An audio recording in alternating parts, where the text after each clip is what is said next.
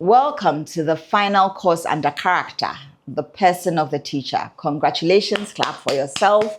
You've done very well. By now, we believe that you've gone through the introduction, the context. Please do not miss the context because there's yummy stuff in there. The context, you've done the core, you've done character. Let us begin with a visualization and grounding exercise. Please sit up straight. Make sure that your feet are firmly on the floor. Put away everything. Put your hands on your laps. Close your eyes gently. Close your eyes gently. I will not bite. Of course, if you're driving, you cannot do this. If you're teaching, you shouldn't be listening. So I'm hoping that you're in a space where you can do this. Taking a deep breath. We've practiced it. Let's practice it again. Breathing deeply through your nose. Hold it 5, 4, 3, 2, 1, and through your mouth. Exhale. Try it again, breathing deeply and out. One more time, breathing deeply and out. And with your eyes still closed, think about a teacher who changed your life significantly. Do you remember any lesson they taught you in class? Probably not. But you remember how they made you feel. How did they make you feel? You remember their kindness, their fairness, their laughter, their sense of smell, or perhaps their courage. That's because children may forget what you say, but they will never ever forget who you are. Before you open your eyes, how do you want your students to remember you? What do you want them to remember you by?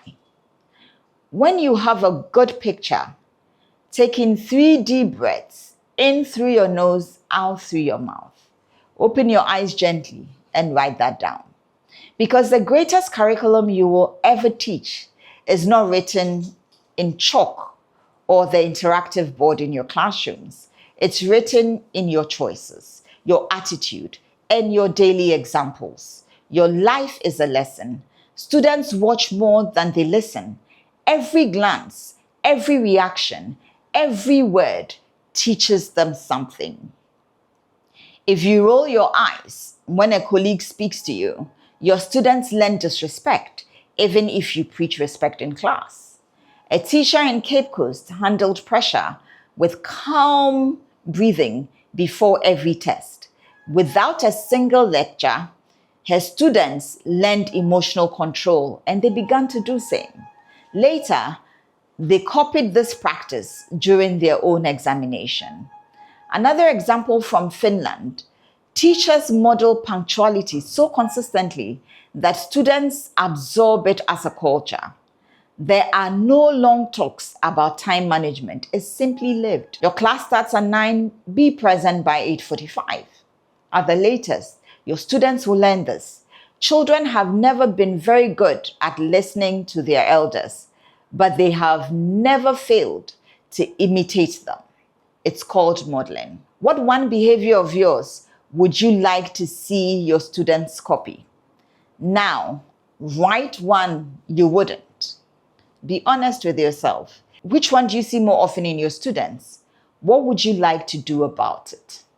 Every teacher carries 2 curriculums. The official one, your subject teaching, and the hidden one, your person. When you gossip in the staff room, arrive late, skip a promise, you're teaching unintentionality. A teacher who promises to mark work but delays it teaches carelessness. A teacher who admits, I was wrong, teaches humility and courage. The world is changed by your example, not by your opinion. A good example is that in one Accra school, a teacher decided to smile at every student who walked past her in class. Weeks later, students started smiling at each other. Culture shifted, one smile at a time, one student after another. What hidden lessons are your students learning from you today about work ethics, respect, empathy, leadership?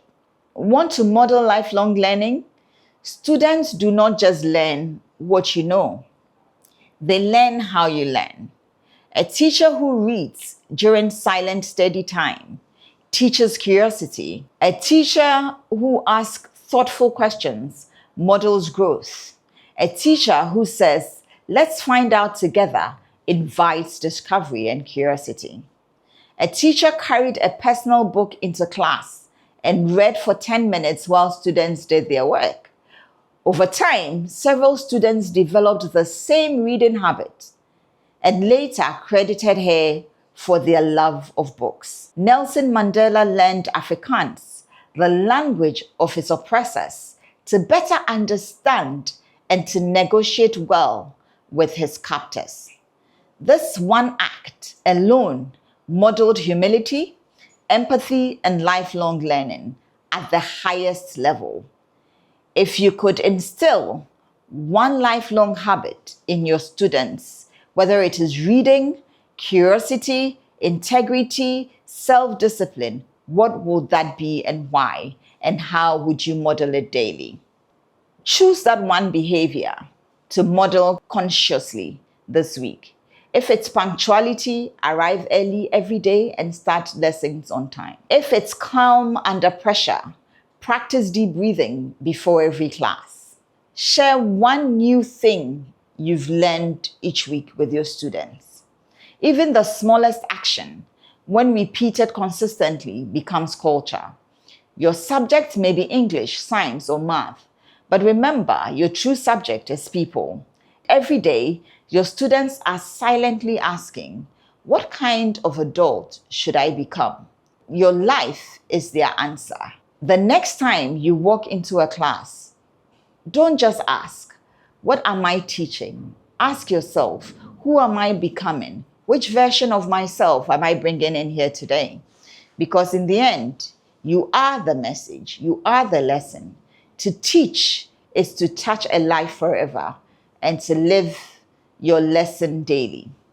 For your gem step, we want you to write a legacy statement. So when you go home tonight, take your notebooks, your journals. I want my students to remember me as the teacher who complete that statement.